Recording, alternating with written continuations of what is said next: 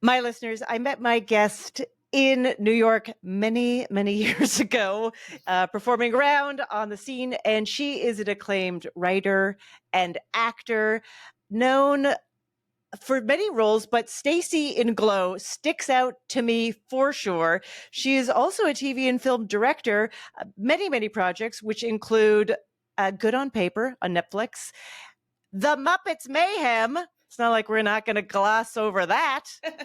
And the hit series Girls Five Eva, Kimmy Gatewood. Oh, hey. Oh, hey. Oh, my goodness. Do you So remember nice. developing one-person shows in Black Box Theaters as well? Okay, so it's funny you say that because, you know, yes, I totally do. I think we both took Kirsten Ames's class at the same time. Yes. So for people who don't know this, because solo shows are back, Kimmy, as you know. Baby, they're back and better than ever. They're back. There was a moment when I moved to New York that every stand-up comic and anyone with any comedy chops at all was doing a solo show. That's what people wanted to see, a 1-hour narrative structure about your life or an important event in your life with some comedy woven into it, but also some gravitas. Mm-hmm. Gotta make them laugh, make them cry a little bit, make them laugh, and then TV development deal. That's right. It was all just like, hey, here's who I am. Now develop me for a series. And then that dried up. It almost became a joke. Yes. They're starting to become parodies of one-person shows. And then they were dead and over. Nobody ever wanted to see them. No one ever wanted to see them again. And now they are back. And I don't know what that is that we go in these cyclical... but it's interesting. So just talking about the New York scene for 1 second before I just get all of your parenting details and we combine these two things. So in New York too, when we were performing together, we were performing in a scene that is kind of unlike the scene that is now, because stand-up and variety and sketch and improv were all on the same stage. Yes, ma'am. They sure were. I mean, we would go... I did so many insane things. I remember this one, and like the various levels of preparation. You know what I mean? Like I remember coming off a show. I was just haunted by this recently when I just decided I was going to play my trombone and tell travel stories. I was like, why? Why did I do that? That's an awesome concept right there. And it bombed terribly. And my friend Brian was like, why didn't you just sing songs like you normally do? And I was like, I don't know. Yeah, I know. I mean, like I was doing all these high concept shows. I had a storytelling show for a brief time called You Went to School for What? And everyone had to weave in their degree into a story from their life. Magnificent. I love it. I did a show called The Breakup Show. Obviously, we all know what that is. But there was like a quilted blanket on the floor, and everybody's like, is this like the, forgive me, the AIDS blanket of breakups or something? Oh my God. I was like, I don't know what I was doing. Any moment there's a quilt involved, everyone immediately goes to, it was woven by the sick and the ill, and it has... It was just T-shirts from my high school that my mom made for me. Oh my God! Wait a second. Yeah. Do we own the same quilt? Did your mother really make you a quilt based on? So okay, similar but different. My mother made all of my clothes until I was in grade 7. She was a seamstress. And so she took all those little swatches of fabrics and she made me a quilt. I don't know how you feel about your quilt. It is one of my most prized possessions. I treasure it so much. Yeah. My husband wanted one, so my mom surprised him with one as well. And I thought it was so sweet. Yes. It's like, you know, like all your high school plays and like the marching band, brag, that I was in. And, you know, it was... Thus, previous reference trombone. Yeah, okay. But, you know, I love it. You know, okay, so we have so much to get into, but let's start with the basics.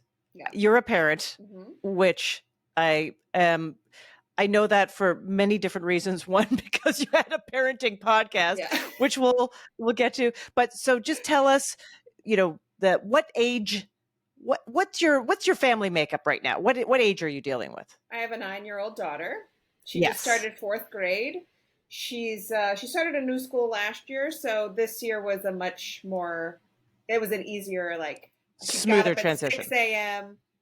School doesn't start till 9. It was like, should we go? And I was like, no, we can't go yet. Oh, that breaks my heart that she was so excited. I have the exact same aged boy who is started 4th grade. I mean, the best. I love him.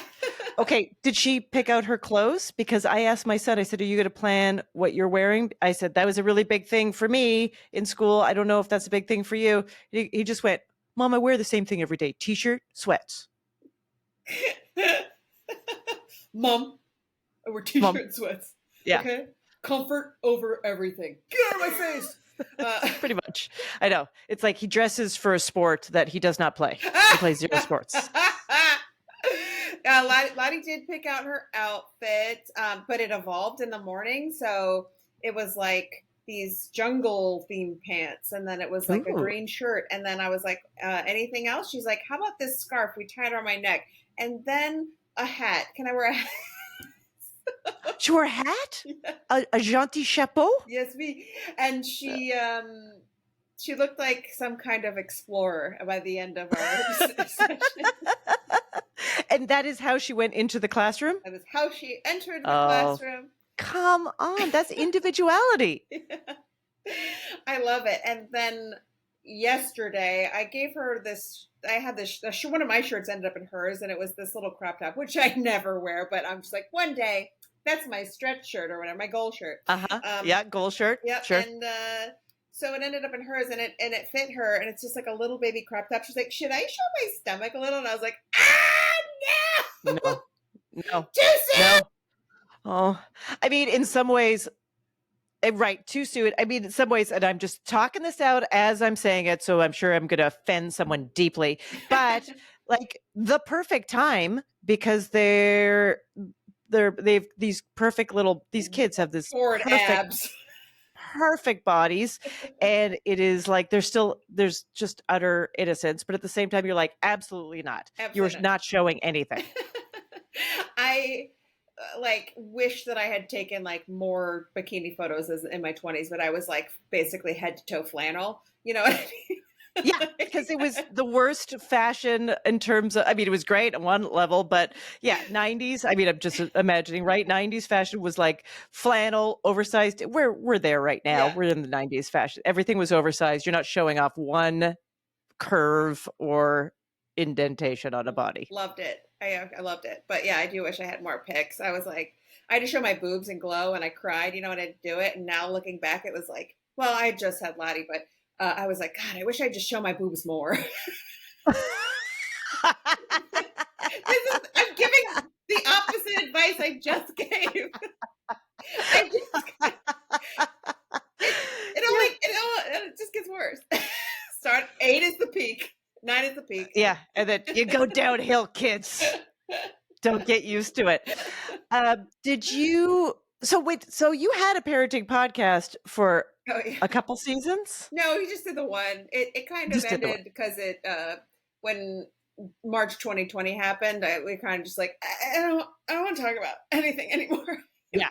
Yeah. So it kind of went away, but it was like, it was like just looking at like different weird subjects through the lens of parenting. So, and then one of the last ones we did like a labor one, like not labor, like laboring, but actually like the labor movement. Oh yeah. Yeah. And like the working mother and the labor movement. Yeah. Yeah. Mm-hmm. So it was still unresolved. It turns out still unresolved. Yeah. I kind of like, I worked with this wonderful producer, Jennifer Leamy, who does a lot of like documentary stuff. And like, so she was like one of the first thing we did was like talk about cults and like how interesting it would be to like or communes, like how great it would be to be at a commune as a parent. And then you just kind of like dig into it a little bit more and you're like, there are good sides, but there are also bad sides, you know?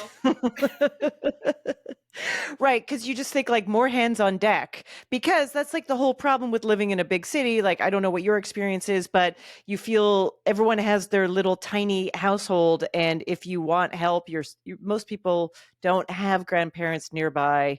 You've moved away to go to this big city so you can have a career. And so you have to hire help.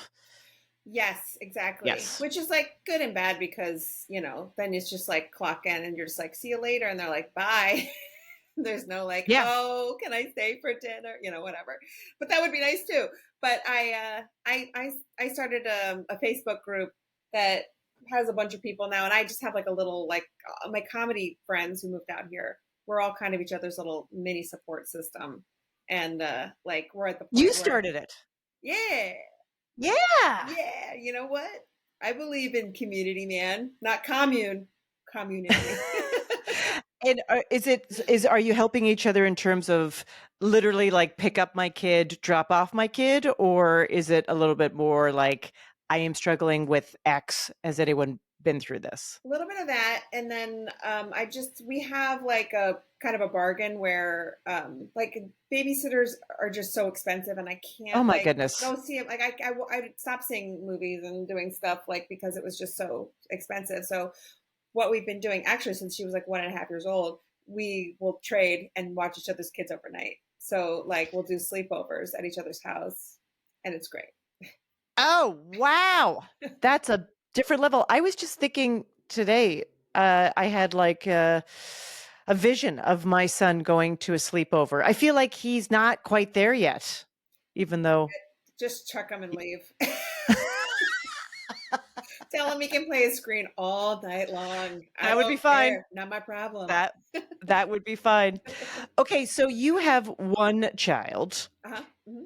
But I read that, I don't know how many siblings you have offhand, but I read, because it's been mentioned a few times, that your father comes from a huge family, one of Yes. 13 kids. I mean, I'm one of 6, and people are Wow. always like wide-eyed when they hear that, and then they make all kinds of assumptions. But I think anything past 10, it becomes like Guinness World Record kind of thing. I mean, can you imagine? My grandmother was pregnant for years and years. 13. Yeah, never not. Over, like probably like 15 or 16 years she was pregnant and having babies. And they had somebody helping them around the house, but they were just like my Aunt Lottie, who's my daughter's namesake. Like she was changing the younger one's diapers. Like she just talked Yeah, about an you assembly have to. line,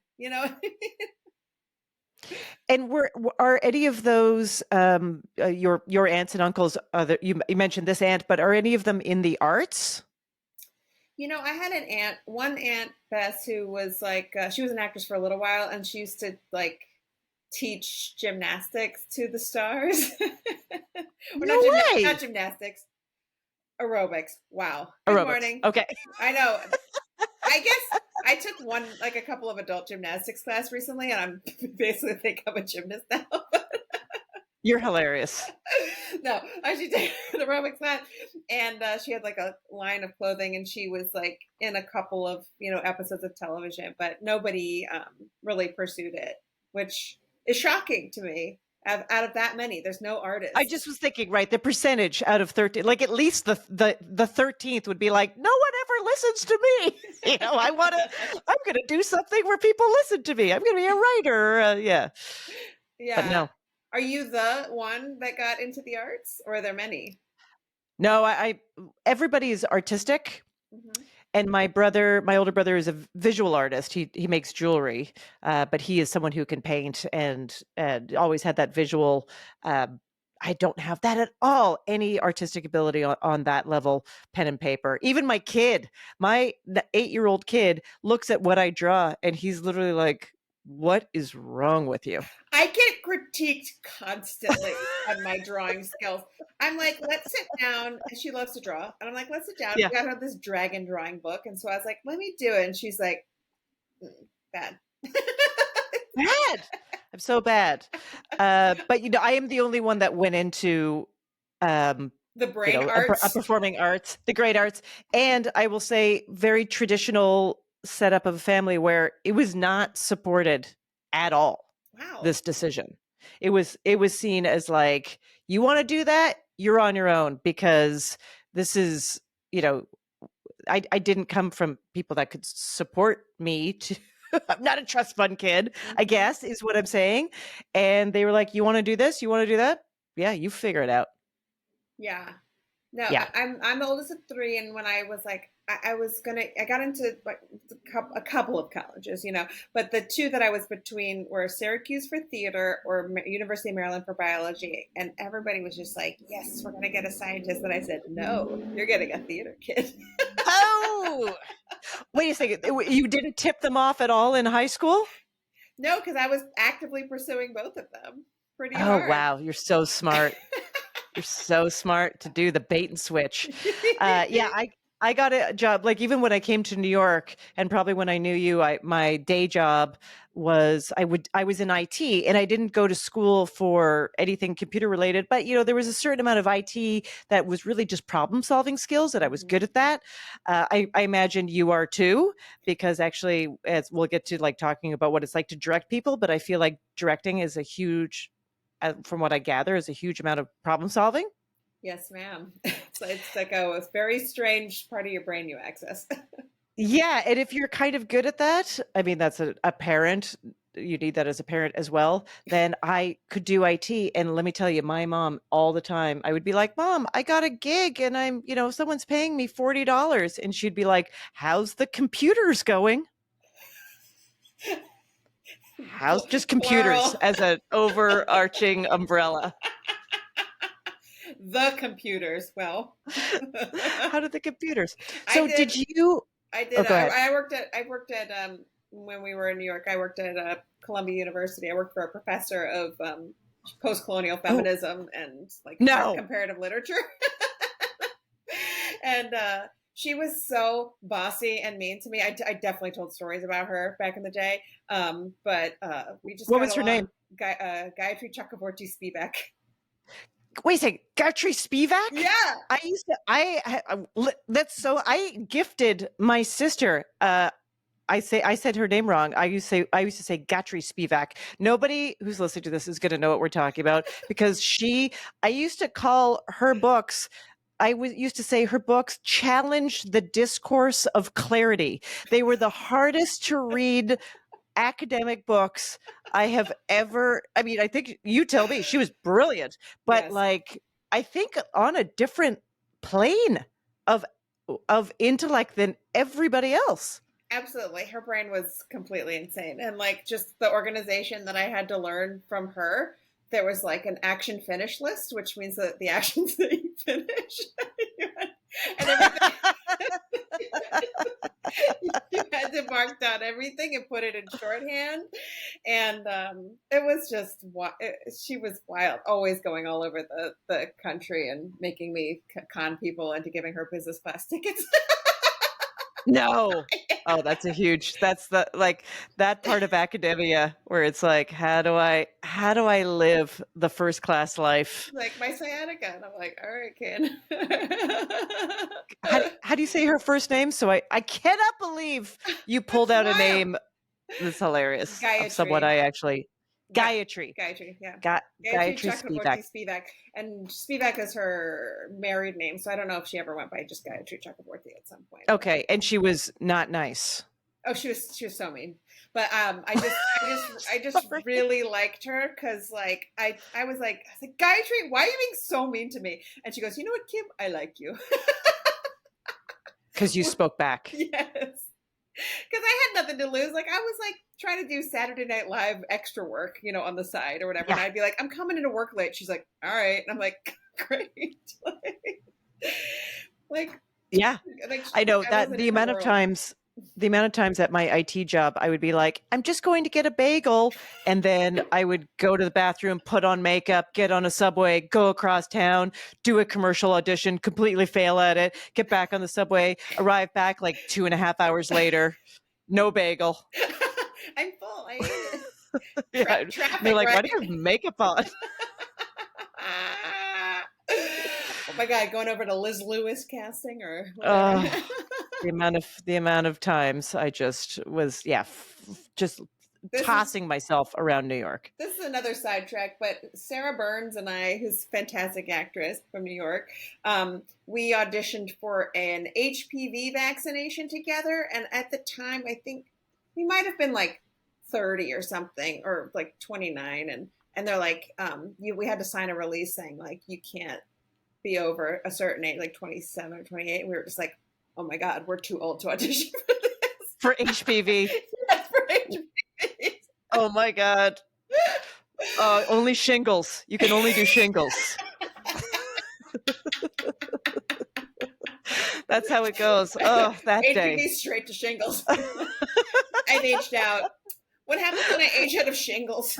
Oh no, it's over. Yeah, I don't know. I think it's just non-Hodgkin's lymphoma or something. Our moms can make a quilt for that too. Yeah, call back. Here we go. A lot of Here quilts. we go. all the audition. I was actually in a not auditioning, but I was in a little studio where they were auditioning people, and they had a sign up in the toilet that said, "Please do not flush feminine products or script pages down the toilet." No. But I was like, oh. That is a miracle. I'm so happy you remember that. Oh, God. I was like, someone was pretty unhappy after their audition. Oh, my God. Oh, my God. And the writers, meanwhile, filed the complaint. They're like, please do not flush my work. So you're in New York. I know you. I did know you as dating, because I think you met your husband in New York, right? Yes, we met in 2006. So I was probably dating somebody else before that. Oh, okay. I don't know who you were dating at the time. I knew, but I knew you were dating. And so just because I kind of lost track of this, what, other than like, I just want access to better work, made you move to LA? I assume that, but I ask. I think I felt like I'd just come to an end of New York. End of line. Yes. It was the R train. I was living in Bay Ridge and I was like, this is it. I can't go any further out.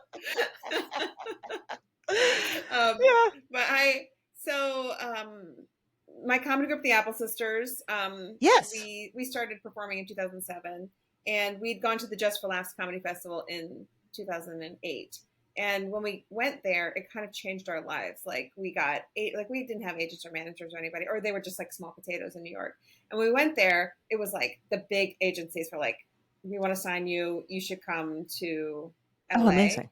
And, we didn't have a job or anything, but, and at the same time, I was testing for Saturday Night Live. Spoiler alert, didn't get it. I know. You were waiting for that. You were on it. Yeah. I didn't watch that year. I loved that. Yeah. No, between those two things, like I was so heartbroken over Saturday Night Live because the whole reason I got into this business. So basically this opportunity plus Matt, my now husband, moved to LA. The Apple Sisters were like, let's all go to LA together. So we did. Sarah stopped in Las Vegas to do Jersey Boys and has been there ever since. Amazing. And Rebecca and I, who I was in Glow with, we made the journey out here together. So it was a lot easier to go with friends. Oh yeah. And we were all working I was working at the City Bakery in Brentwood Country Mart when I first got here, 30 years old, making $15 an hour, working for a 18-year-old. Oh my God. So every part of it's demoralizing. It doesn't matter. And of course they're 18. And they're probably. And the thing about the Brentwood Country Mart is at the time, that place, they has amazing chocolate chip cookies, amazing, whatever, pretzel croissant.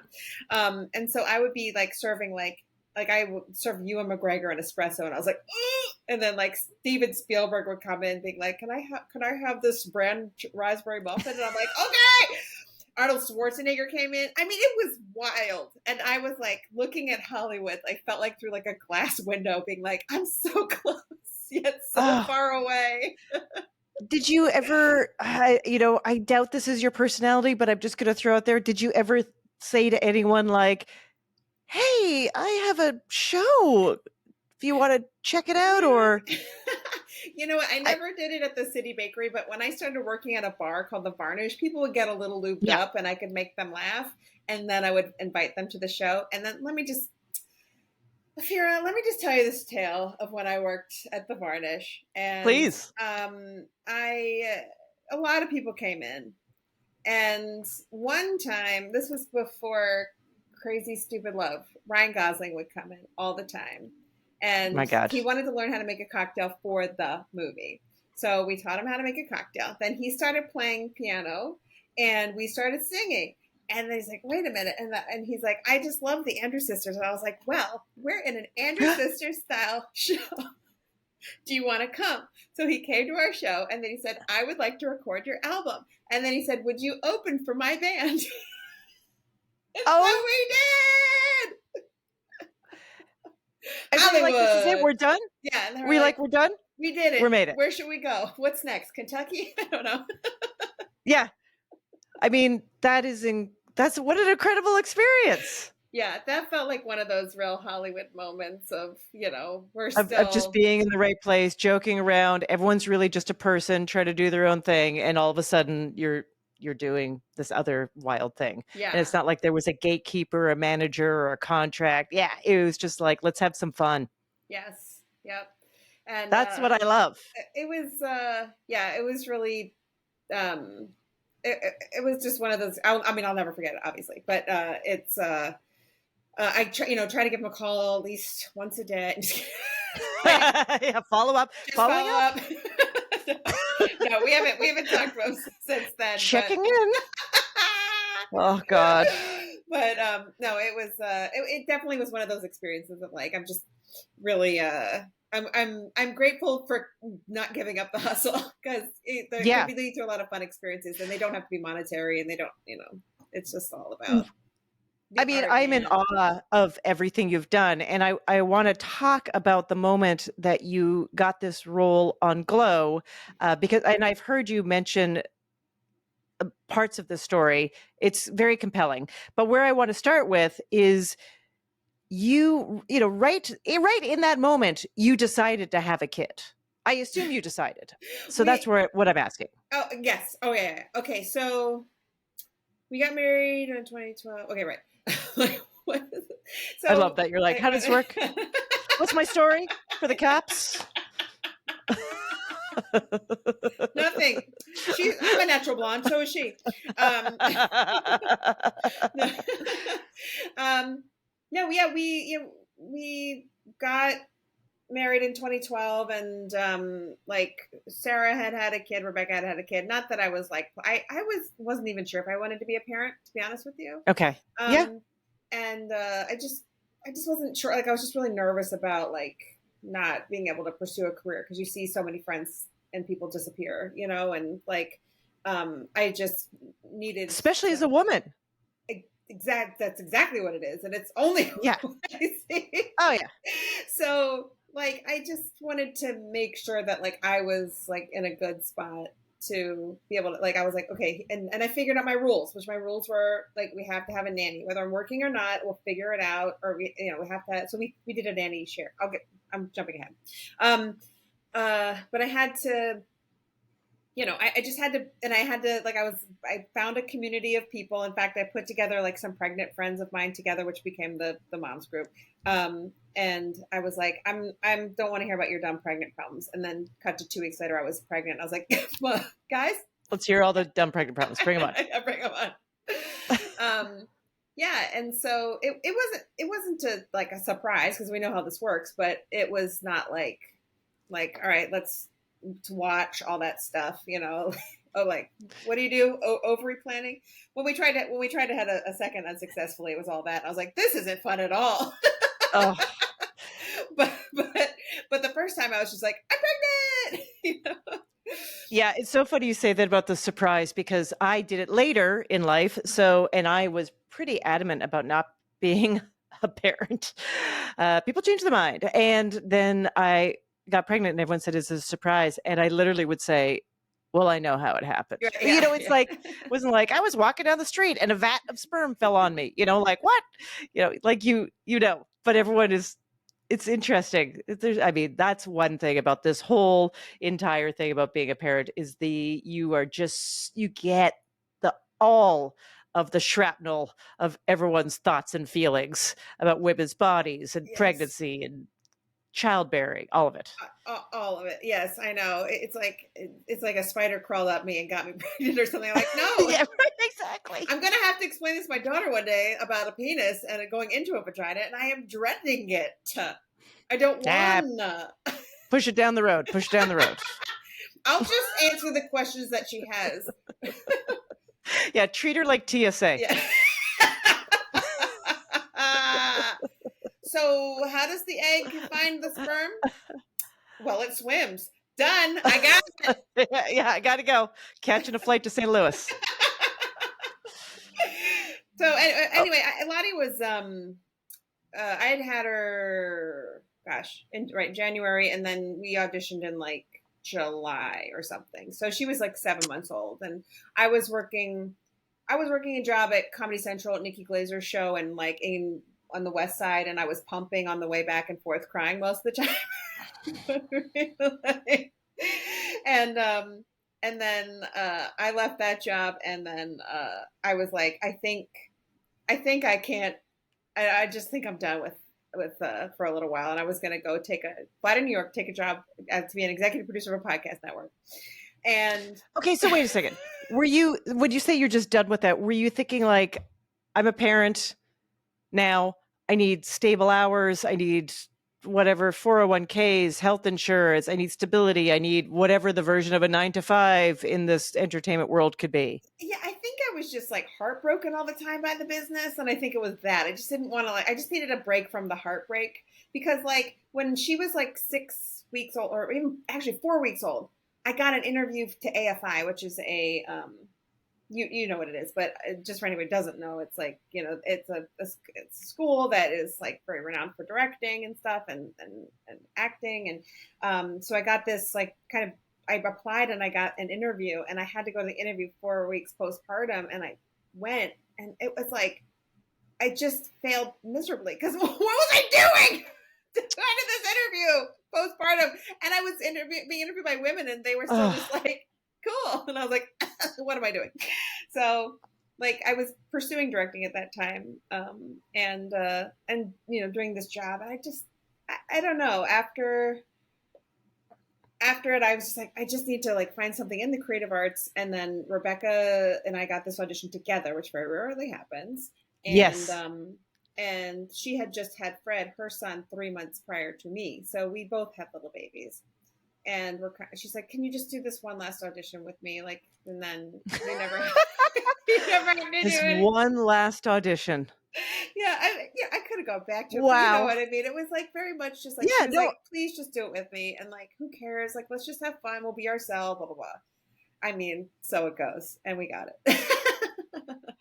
Now, you know, so you get this, and that, as far as a new mom, is going to be crazy hours, I imagine. Mm-hmm.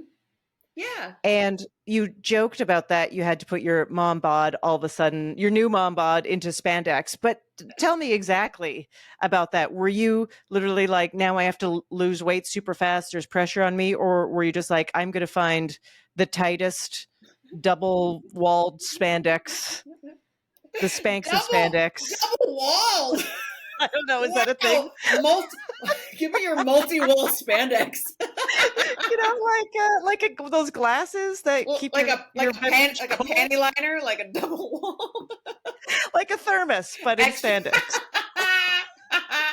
Oh my. Well, okay. So the first thing to know is I had a nanny share at the time, because like I was working crazy hours before that at the show, because it was a TV show.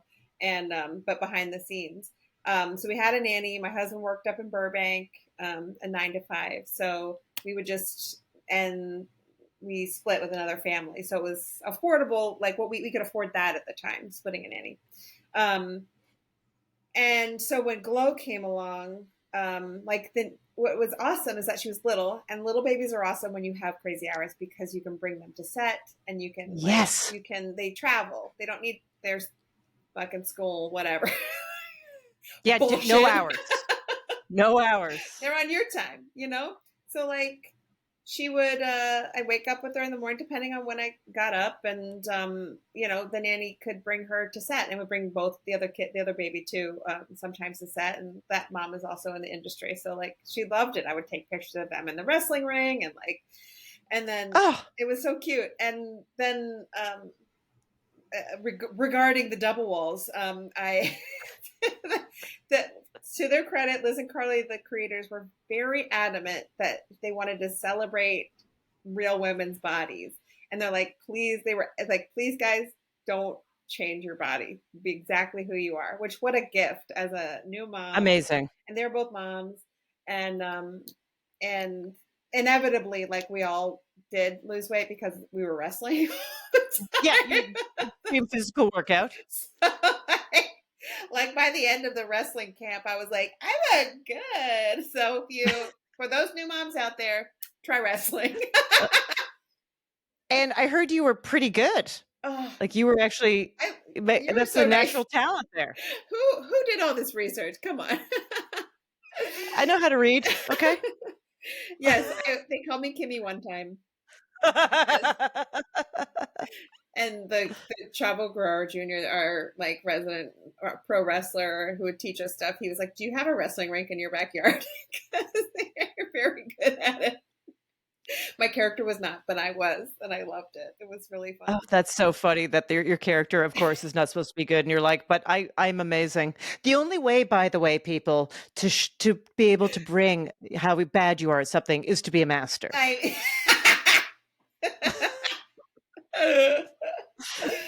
Yes, every time I do a tumble in my adult gymnastics class, it's because I'm so good at it that I.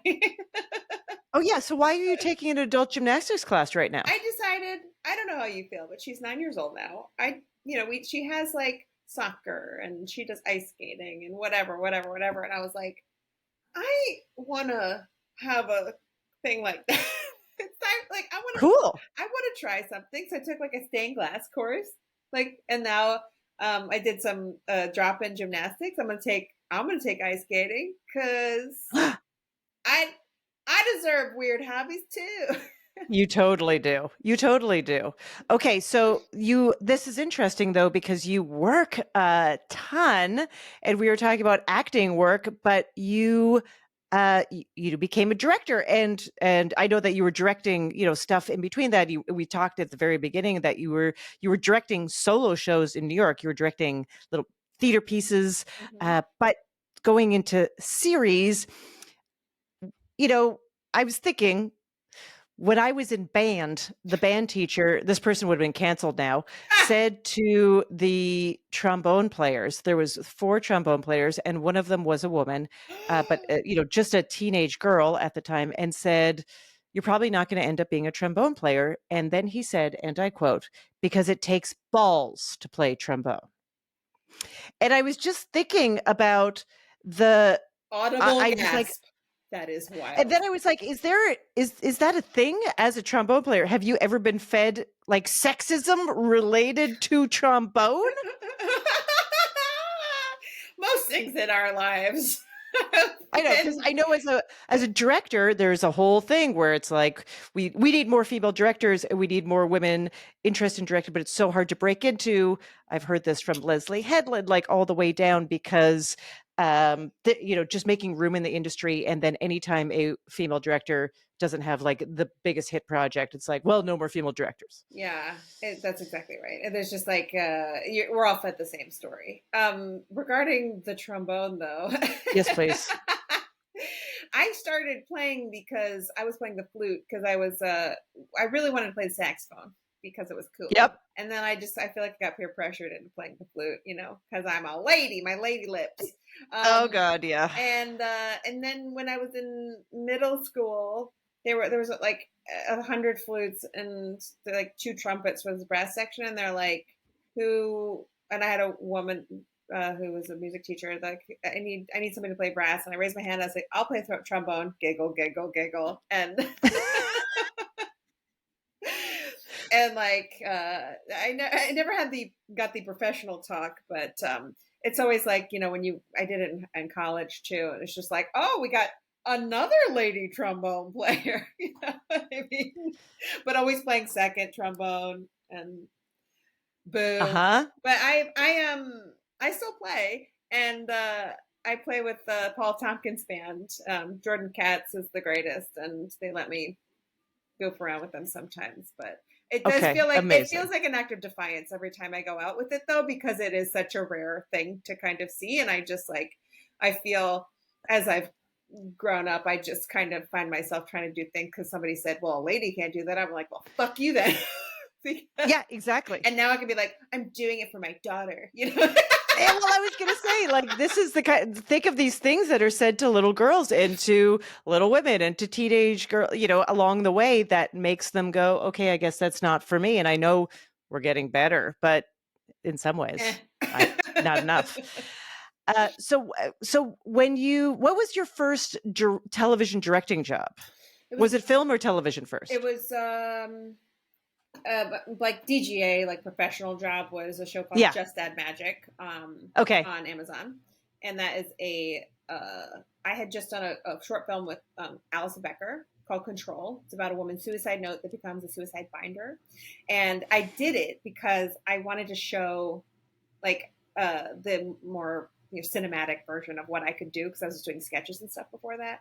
And so she wrote it and starred in it. I directed it, and it was just like one of those things that caught fire on the festival circuit. So we premiered at Palm Springs, and then it was just like won a bunch of awards, and I was like such a proud moment. And that plus Glow plus a new agent is how I got my first professional directing job. But every time before that, my reps had said it was too hard to break in, and deterred you.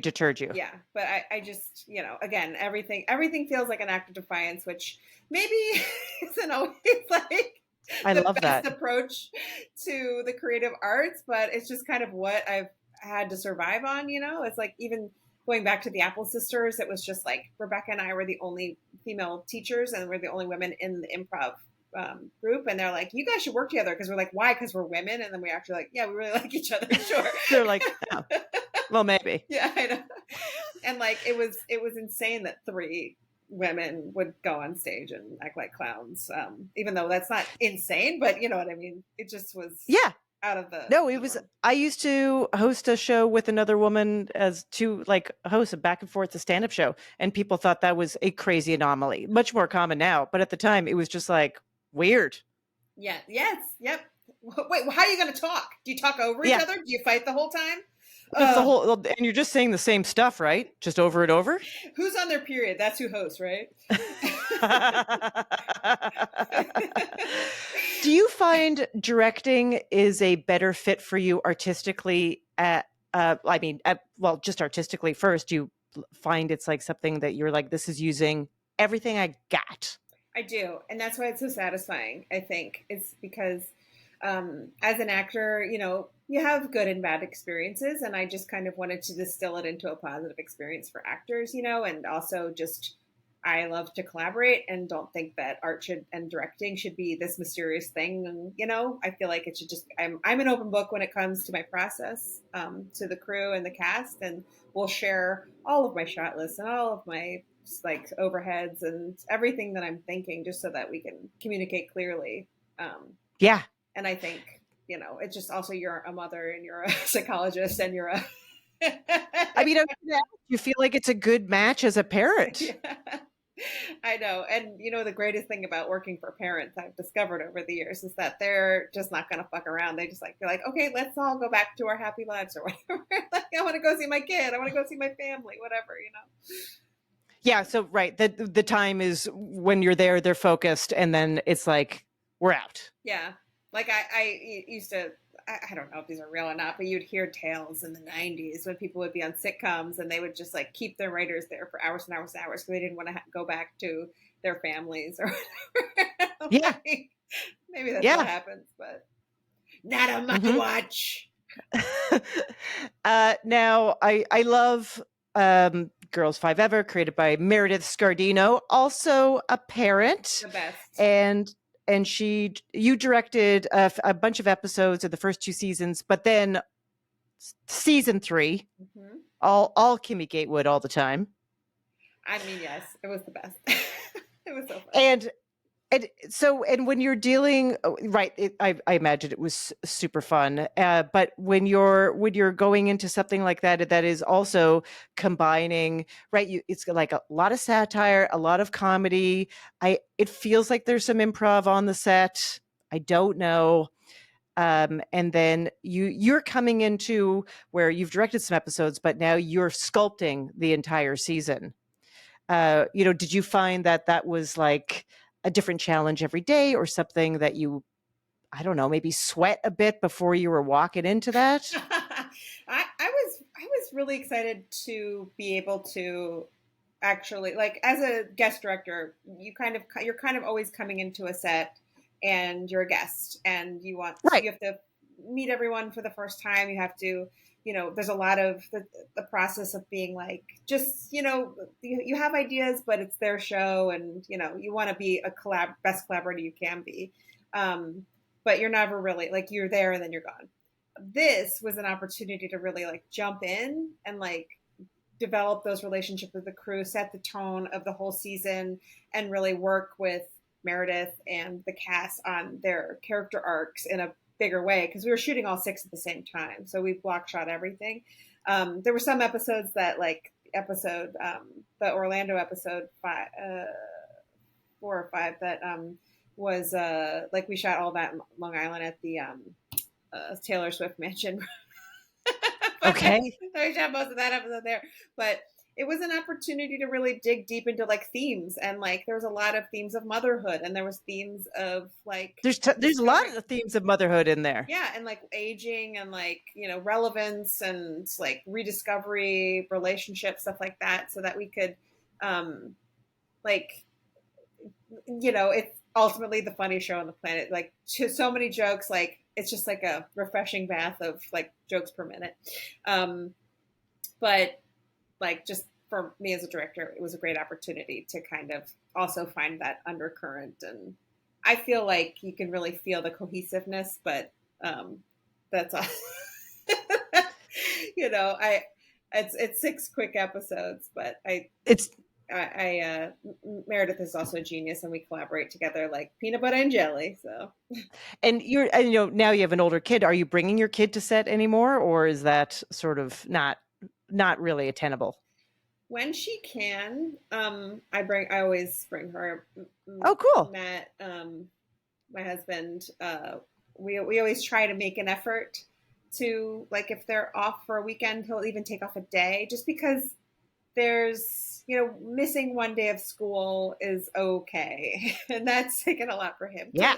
I am the same parent. I am totally like, missing one day of school is just fine. Yeah, elementary school, come on, guys. What are you actually learning?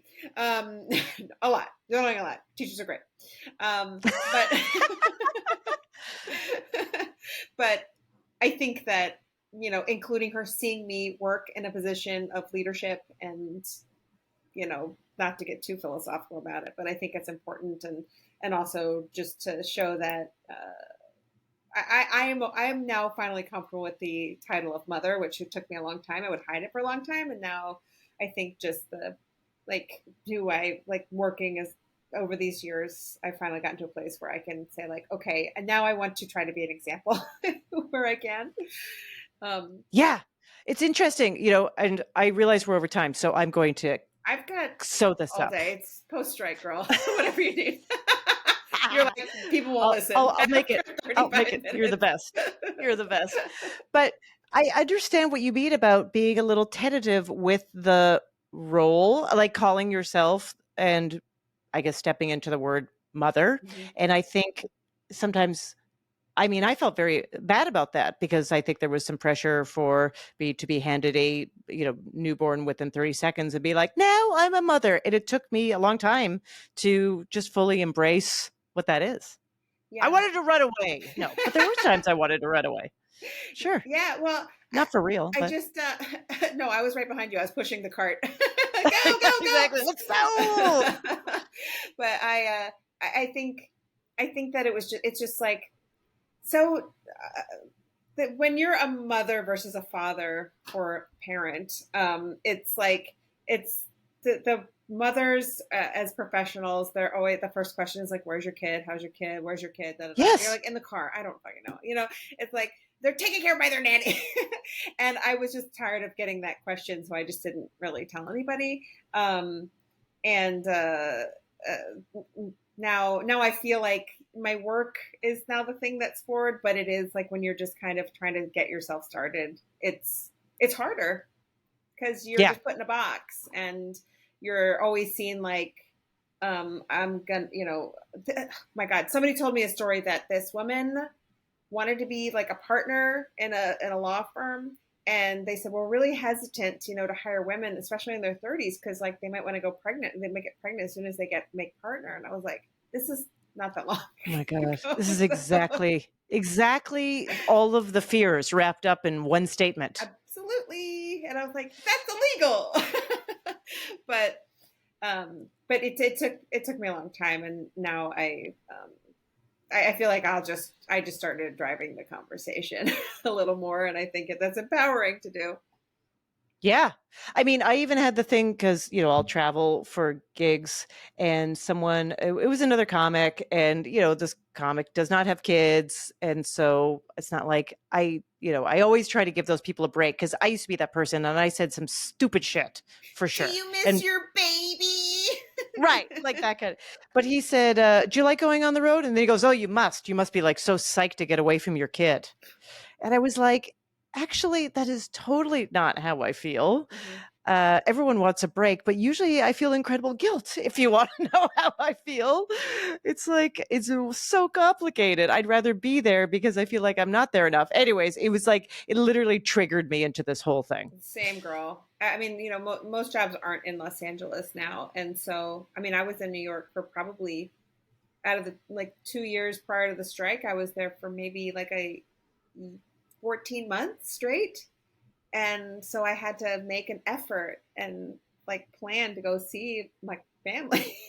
Like, yeah, it was, living my best bachelorette lifestyle, trying to put a spin on it. But after a while, you're just like, oh, like I'm missing out on like the little moments. And those are the ones that I know. And you're happy. You want to work. It's your career. Yeah. And, and I always joke that it's still with such a traditional country that we live in, there is the idea that women are putting their lives on hold or their passions, whatever, until the kids leave the house, if they have the monetary ability to do that. But there still is a feeling that is happening.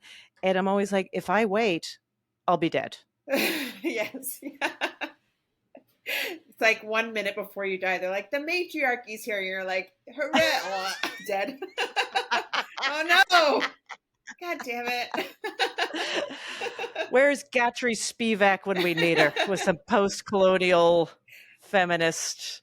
I mean, God bless. It's she's way ahead of her time, but it is dense text. Dense text. Okay, because I brought it up, I can't leave this without mentioning. So, of all of these wonderful comedy projects that you've directed, the Muppet Mayhem series? Yeah.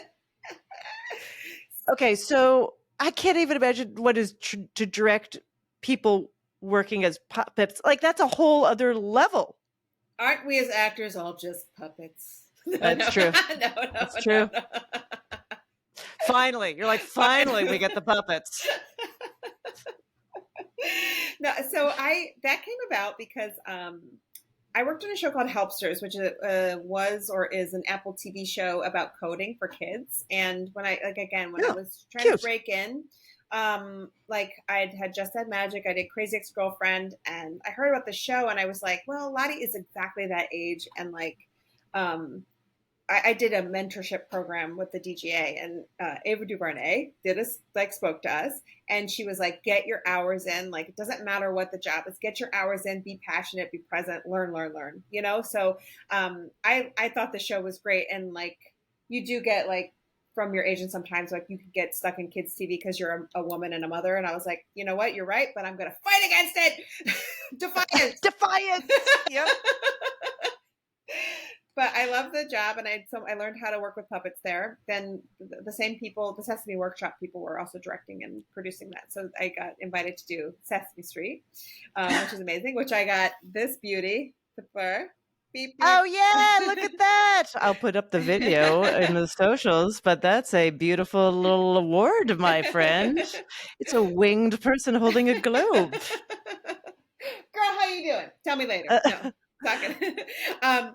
But after Sesame Street, there are, as you can imagine, very few women who've directed puppets, and so when this opportunity came along, I'm a huge fan of the Muppets. My grandfather had Animal in the middle seat of his car since I was a kid, like just sitting there. What? Yeah, like, you know, like a puppet version of him. He propped him up right in the middle seat of the Skunk Mobile, which is the name of his car. He was right in the middle.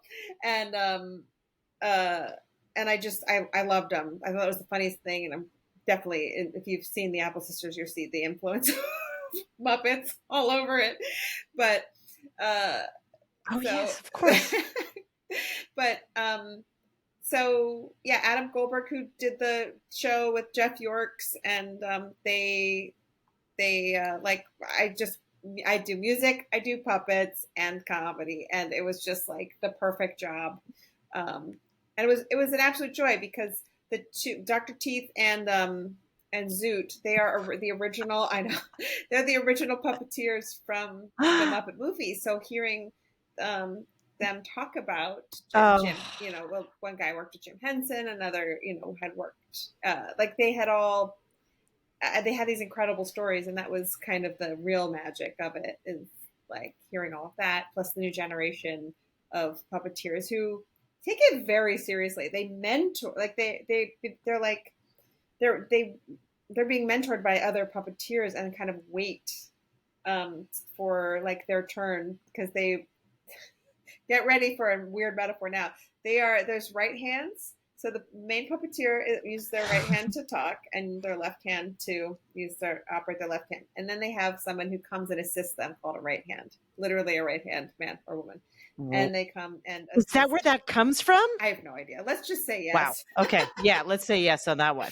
And other amazing things, like Dr. Teeth, you know, he's an amazing like singer and like a great actor. And there's a woman who comes in and specifically plays the piano, who's just like a savant at playing piano. Like, not only is she looking at a monitor playing the piano, like she's I don't know, she's doing it kind of above her head. You know? Oh my, right. It's amazing. To make it work. Yeah. It was so, oh yeah. And bringing it to life with that set was amazing. It's just like craftspeople. It's like a mixture between acting and craftsmen and special effects. But to be able to do those projects that Lottie can see, she watched it like that whole series like 3 times. And I did that, and I did Babysitter's Club and Sesame Street, and like these, like, I love the opportunity. I'm sure you feel the same, but when you can show your kid something that you know that they will like, or like introduce them to something that you love as well, I don't know, it makes it really awesome. It's the best. And no, those are those key moments where you're like, oh yeah, it's really cool. And I'll just tell you one thing about Muppets is I brought her onto the set. It was COVID time, so the set was closed. They wouldn't let anybody on. We were shooting in Griffith Park, and I was like, they were like, if they just wander by, what are they going to do? So I just wandered by set and met everybody. And then they had an ice cream truck, and he's like, oh, we'll just go get some ice cream. And then the COVID people were like, tromp, tromp, tromp, tromp, tromp. Excuse me, what are you doing here? And I was like, the ice cream got us. That's hilarious. You're like, it's just ice cream. Come on, man. Come on, man. It's just a kid with ice cream. And who's her favorite character on the Muppets? She likes Animal. Okay. Animal, yeah. I always liked Janice, and then I was just looking that Janice doesn't say a whole lot, but is voiced by and puppeteered, I guess, by a man. Yeah. And I was like, wow. I know. Well, It's wild. It always has been. And he also does Cookie Monster, and he's hilarious. But yeah, I was shocked too. I was like, wait a minute, what? But then this woman yeah. Leslie, who plays, she played like the agent, the female agent. She was I think she was one of the very first to like forge through like being a female puppeteer and be a main character, and she plays Abby Cadabby as well. She's an angel. Mm-hmm. And not the character's a fairy, but Leslie's an angel. But Yeah. like they would talk about how in puppeteering the same challenges and like kind of sexism, like not to say that that's a sexist, but it's just like, oh, if you go get pregnant, you'll lose your spot or whatever. So everybody's afraid. Everyone is afraid. It's, I would say, the Can't be a right hand patriarchy. with a pregnant belly. Cannot be a right hand. The patriarchy, Yeah. the puppet patriarchy. Yeah. Oh my And gosh. again, that is nothing like that. I love that. I love the Hanson and Sesame World. Like this is just systemic among all industries. Yeah, of course. No, we were talking about a law firm that wasn't going to hire someone. I'm sure the bakery, that 18-year-old who's now whatever 30 at that bakery, is saying to someone like, we've just found the guys are better at foam and milk or whatever. They probably were. I hated that. I hated foam in the milk. Oh God, yeah. Does your daughter talk about wanting to be in your industry, in the arts? What I wouldn't give. She wants to be a goddamn scientist. Hey, you pulled that scam before, Kimmy. Don't believe it. Ever since she could scribble on that first day of school pad, she's written scientist, and I'm like, when can I nepotize you? You're hilarious. She loves math and science and reading, nerd. But she likes to watch. I don't know about your son, but she likes to watch Shark Week and those nature documentaries and Dr. Oakley. And I'm like, at some point, I'm like, I can't watch another horse get like an eyeball surgery during dinner. Oh my goodness,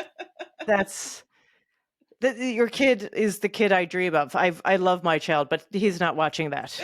He's not watching that. Anything that like is you could sniff educational value out of, he despises. Have you tried Shark Week though? Because I should try Shark Week. You're right. I have not tried Shark Week. I will try Shark Week. Megalodon, blood in the water. That kind of stuff.